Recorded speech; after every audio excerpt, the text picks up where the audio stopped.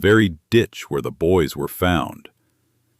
The town wanted answers, fast.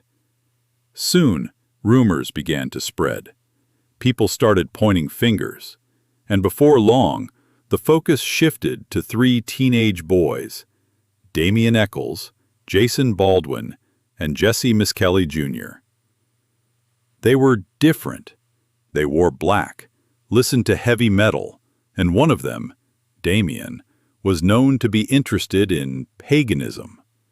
That was all it took.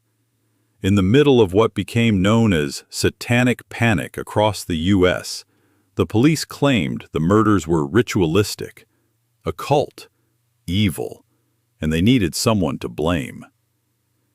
After hours of interrogation without a lawyer or his parents present, Jesse Misskelley, who had a documented intellectual disability, confessed.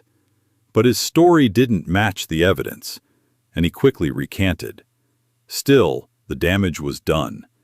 All three boys were arrested, and the trial became a national spectacle. There was no physical evidence tying them to the crime, no eyewitnesses, no motive, but the court leaned into the narrative, the black clothes, the metal music, the drawings on their bedroom walls. It was enough. Misskelley was sentenced to life plus 40 years.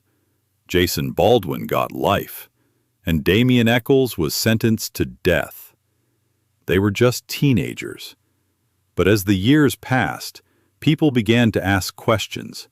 Journalists, celebrities, even forensic experts started digging into the case, and the truth became harder and harder to ignore.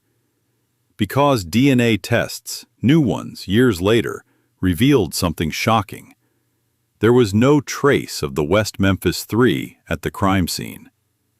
But there was a hair, one that matched the stepfather of one of the victims. Despite all this, the state refused to admit wrongdoing. It would take nearly 20 years, a global campaign, and a legal loophole for the West Memphis 3 to finally walk free. They had lost their youth, their freedom, and for many, their names would forever be linked to a crime they insist they didn't commit. But the most haunting part of this case? The real killer, or killers, were never brought to justice. This brings us to the end of today's case. As always, I appreciate your support for my channel. Subscribe, like, and share this video for more. See you next time on Tale of True Crimes.